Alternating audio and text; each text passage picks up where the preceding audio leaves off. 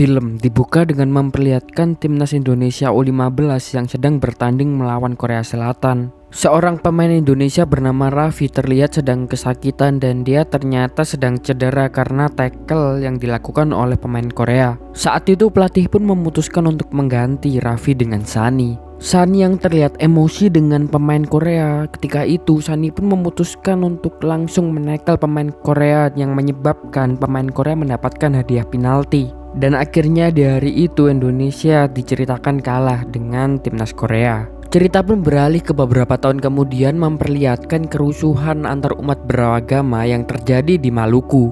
Kerusuhan tersebut sudah membunuh semua aktivitas masyarakat terutama yang ada di kota Ambon. Kemudian terlihat seorang tukang ojek yang berusaha memanggil pemilik toko yang enggan membuka tokonya karena takut dijarah. Ternyata tukang ojek ini adalah Sunny yang di awal tadi diceritakan sebagai pemain timnas, di mana dia tidak bisa menjadi pemain bola lagi karena kekalahan di hari itu, dan akhirnya karena tidak mempunyai uang dan harus menafkahi keluarganya, Sunny pun terpaksa menjadi tukang ojek. Ketika itu tanpa diduga di tempat Sunny berdiri terjadi kerusuhan oleh banyak orang. Untung saja seketika itu juga Sunny diamankan oleh beberapa anggota TNI. Kemudian Sunny pun dibawa pulang ke kampungnya Tulehu.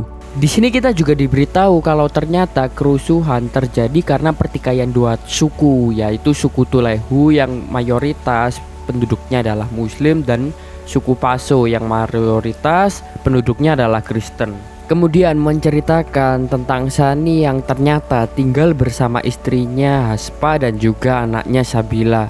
Kehidupan mereka jauh dari kata layak. Pekerjaan Sunny sebagai tukang ojek belum mampu memenuhi kebutuhan sehari-hari mereka. Saat itu Sunny yang baru saja pulang dari kerjaannya memberikan uang hasil ojeknya ke istrinya. Sunny bilang, "Maaf ya, hari ini aku cuma bisa dapat segini. Setidaknya uang ini bisa kita gunakan untuk membeli beras untuk makan besok dan juga untuk membayar utang-utang kita dulu ya." Mendengar hal itu istri Sunny hanya tersenyum dan tidak banyak mengeluh.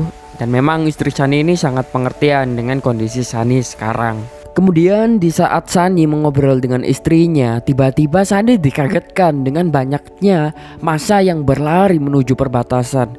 Kabarnya ada penyerangan di desa Tulehu. Dan Sunny pun tidak luput menjadi bagian dari penyerangan itu.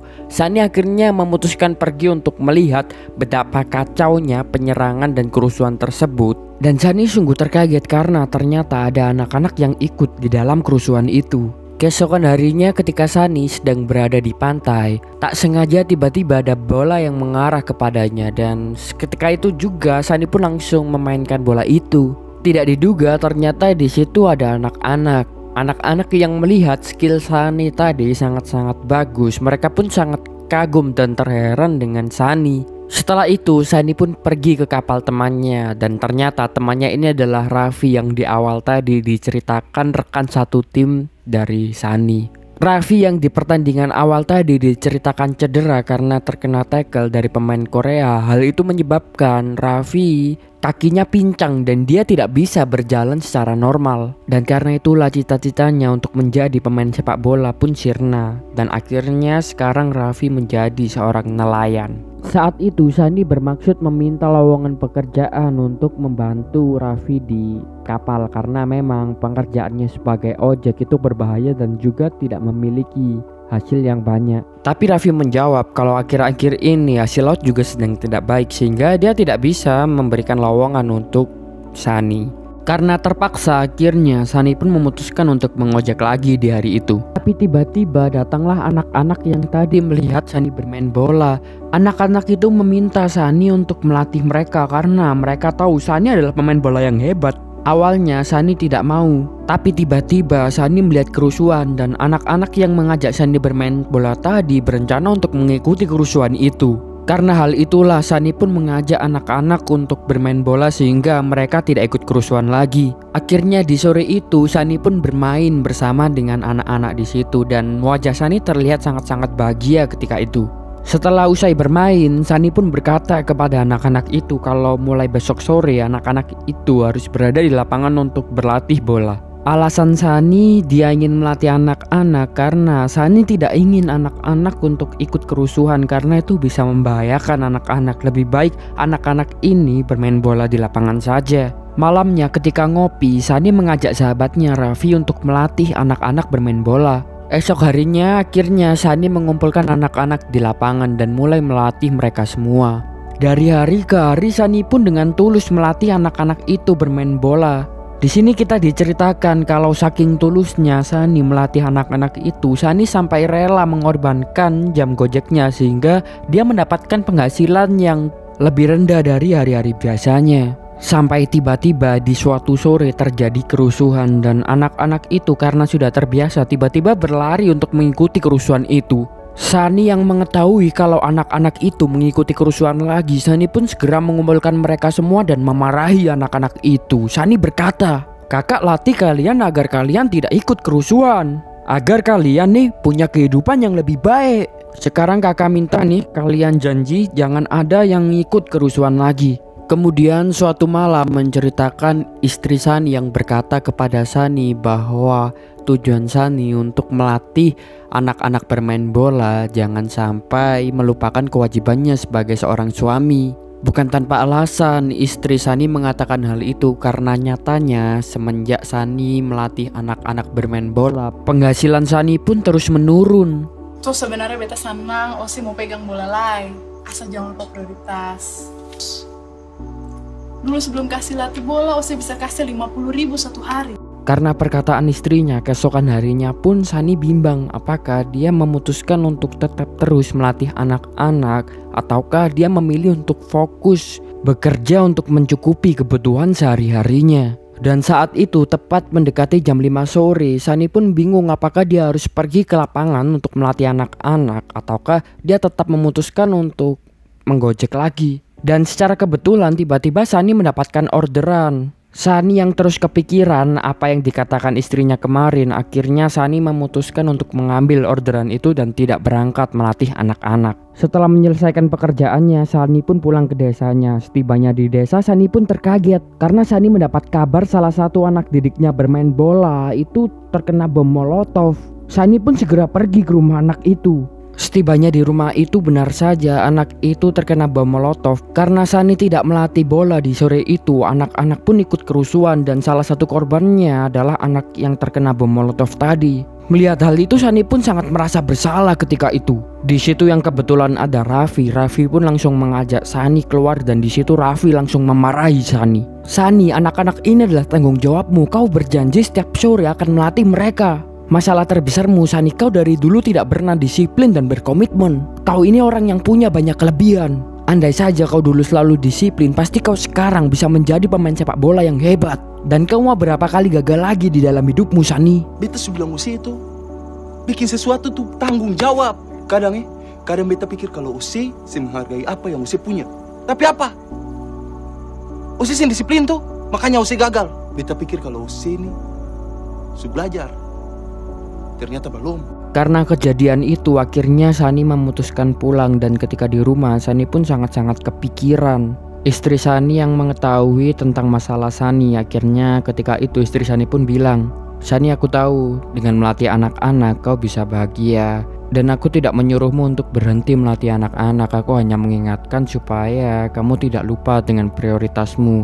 Dan aku tetap mengizinkan kamu untuk tetap melatih anak-anak." Dan karena perkataan istrinya itu, akhirnya keesokan harinya pun Sani dengan bersungguh-sungguh mulai dengan giat lagi untuk melatih anak-anak. Beberapa tahun kemudian kerusuhan di Maluku pun sudah reda dan anak-anak yang dulunya dilatih oleh Sani sekarang sudah duduk di bangku SMA. Di masa itu, Raffi yang mengetahui kalau potensi anak-anak didik dari Sani ini sangat-sangat besar. Saat itu, Raffi pun mengusulkan bagaimana kalau tim itu dibuat SSB agar bisa berkompetisi. Sani sebenarnya juga ingin untuk membentuk SSB, tapi karena keadaan ekonominya yang belum tercukupi, apalagi sekarang dia sudah mempunyai anak lagi yaitu Faiz. Hal itu menyebabkan Sani tidak bisa membentuk SSB-nya karena memang dibutuhkan banyak dana untuk membentuk sebuah SSB. Suatu hari menceritakan anak Sani yang membutuhkan uang untuk biaya imunisasi. Sialnya ketika itu Sani tidak bisa membiayai kebutuhan anaknya untuk imunisasi. Akhirnya istri Sani pun memarahi Sani ketika itu. Keesokan malamnya menceritakan kepala desa yang ingin bertemu dengan Sani dan Raffi. Di situ kepala desa bilang kalau akan ada kompetisi sepak bola. Kepala desa yang mengetahui kalau Sani dan Raffi ini sedang melatih anak-anak, saat itu kepala desa pun meminta agar Sani dan Raffi membentuk sebuah SSB. Mendengar hal itu, Sani pun sangat senang karena akhirnya dia dihargai oleh kepala desa dan orang-orang di desa atas usahanya mendidik anak-anak bermain bola. Akhirnya Raffi dan Sani pun memutuskan pulang, tetapi sebelum berpisah di situ wajah Raffi terlihat sangat mencurigakan, entah ada apa yang disembunyikan oleh Raffi. Meskipun curiga, tapi Sani tidak mau memikirkannya. Sani pun tiba-tiba memegang lututnya dan dia cengar-cengir. Gimana ya? Apa lagi? Ais mesti pergi pada imunisasi. Oh, bisa pinjam uang nggak? Nanti beta balikin nih. Kalau sudah ada uang langsung. Ya ternyata Sani terpaksa berhutang kepada Raffi karena dia membutuhkan biaya untuk biaya imunisasi anaknya. Beberapa hari kemudian, Sani yang sedang membaca koran, saat itu dia terkaget dan langsung emosi. Karena ternyata ada berita di koran, SSB Tulihu Putra yang membentuk bukanlah Sani melainkan Raffi. Tanpa pikir panjang, Sani pun langsung segera bergegas untuk menemui Raffi. Sani yang sudah terbakar rasa amarah, saat itu Sani pun langsung meluapkan kekesalannya kepada Raffi. Maksud Ose apa bicara di koran kayak begini?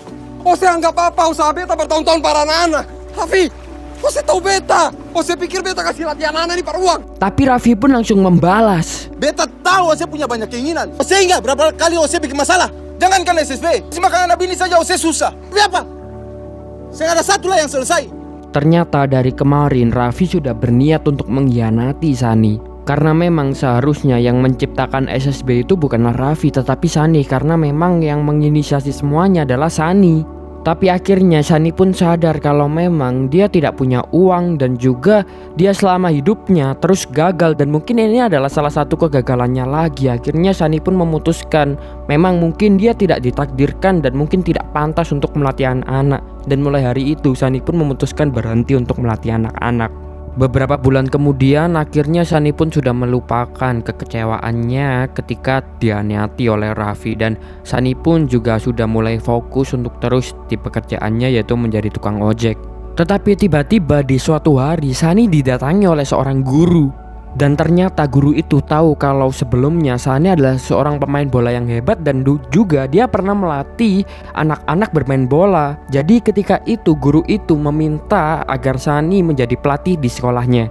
Sekolah itu berada di daerah Paso dan sejak hari itu Sani pun menerima permintaan itu dan Sani menjadi pelatih tim Paso. Setelah beberapa minggu akhirnya tim Sani yaitu tim Paso mengikuti sebuah kompetisi dan tidak diduga tim Sani berhasil mencapai final. Yang semakin mengejutkan ketika di final tim yang dilatih Sani bertemu dengan tim Tulehu Putra, di mana pelatihnya adalah Raffi dan pemainnya adalah mantan-mantan anak didik dari Sani. Sialnya di pertandingan itu Sani harus kalah dengan mantan timnya karena memang timnya yang dulu berisikan anak-anak pemain yang hebat. Tetapi meskipun begitu Sani sudah bersyukur karena bisa membawa tim Paso menuju ke babak final.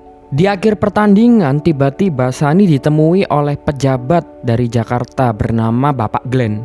Di situ Glenn pun langsung berkenalan dengan Sani dan juga berkenalan dengan Raffi. Dan Glenn mengatakan kalau besok dia ingin bertemu dengan Sani dan Raffi untuk membahas sesuatu hal. Keesokan harinya pun Raffi akhirnya rapat bersama dengan Glenn dan orang-orang penting yang ada di Maluku.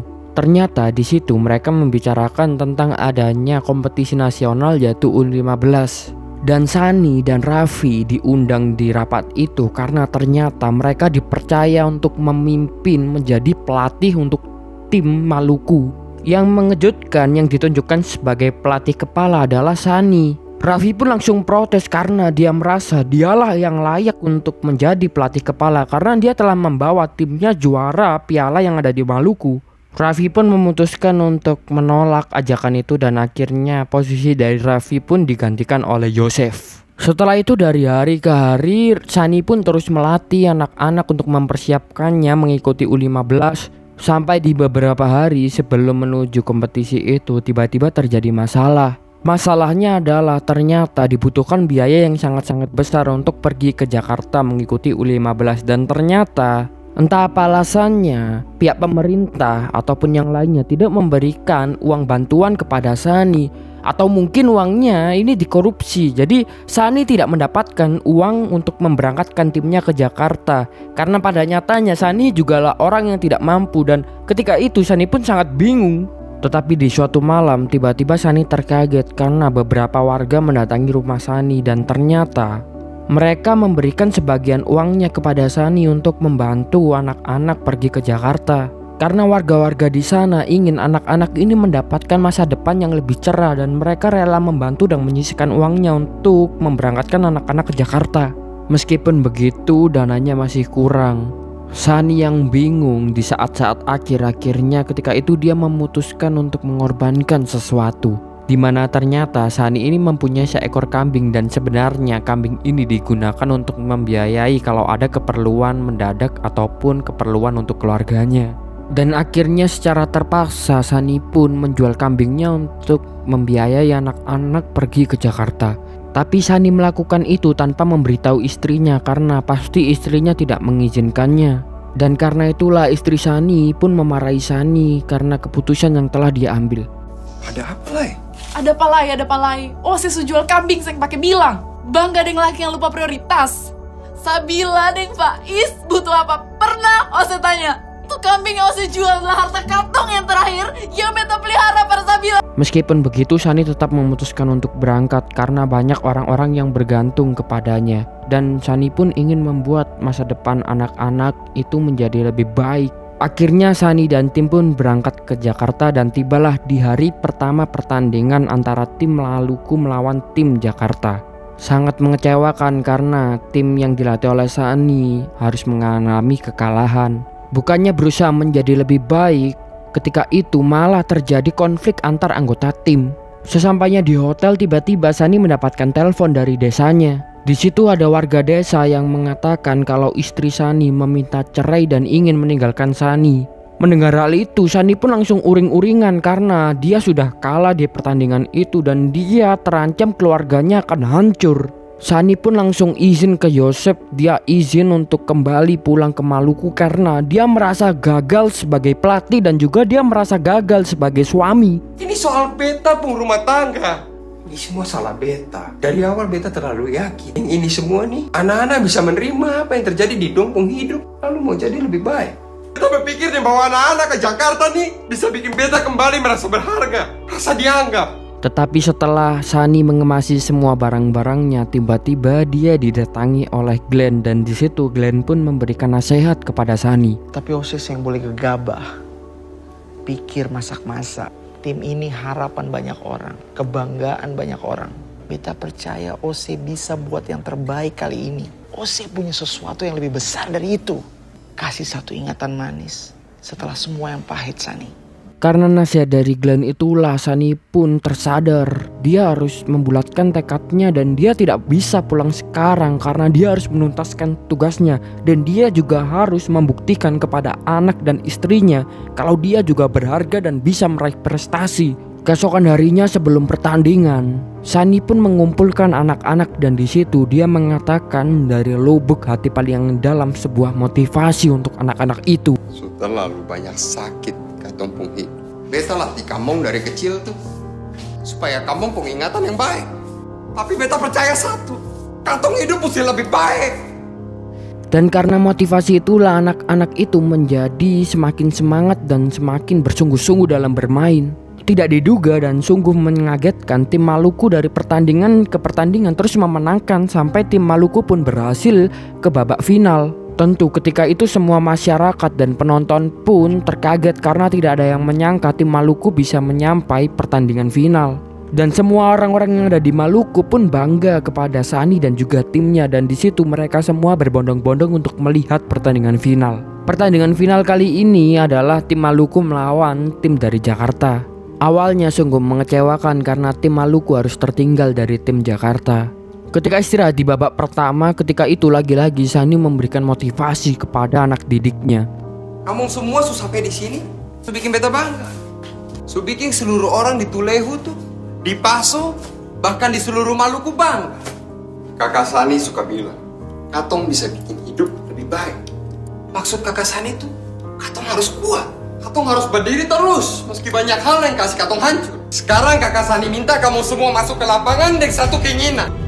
Katong orang Maluku yang saya gampang menyerah. Dan karena motivasi itulah anak-anak pun menjadi semangat, dan tidak diduga akhirnya tim dari Maluku berhasil menyamakan kedudukan sampailah di pertandingan adu penalti. Dan sungguh mengagetkan di babak penalti akhirnya tim Maluku berhasil mengalahkan tim Jakarta dan tim Maluku berhasil memenangkan kompetisi U15 itu. Dan tentunya di situ semua orang bertepuk tangan untuk tim Maluku dan tentunya untuk Sani sang pelatih. Mereka semua pun sangat senang ketika itu karena itu bukan hanya sekedar memenangkan kompetisi bagi Sani dan anak-anak yang ada di sana dan juga rakyat Maluku. Setidaknya itu menjadi pengalaman yang luar biasa bagi anak-anak itu karena setelah mereka dari kecil mengalami kerusuhan, kemiskinan dan juga penyakit, setidaknya mendapatkan penghargaan itu bisa menjadi obat dan juga kenangan indah bagi mereka. Film pun diakhiri dengan istri dan anak Sani yang kembali lagi ke Sani karena Sani berhasil membuktikan kalau dia juga bisa berhasil. Bahkan Sani pun juga diceritakan diangkat menjadi PNS dan dia menjadi pelatih resmi tim pelajar Maluku hingga saat ini. Dan juga anak didik dari Sani beberapa ada yang menjadi pemain profesional, mungkin di antara beberapanya kalian kenal. Contohnya seperti Alvin Tua Salamoni, Rizky Perlu dan juga Hendra Bayau. Sekian konten kali ini, terima kasih sudah menonton, jangan lupa saksikan konten selanjutnya.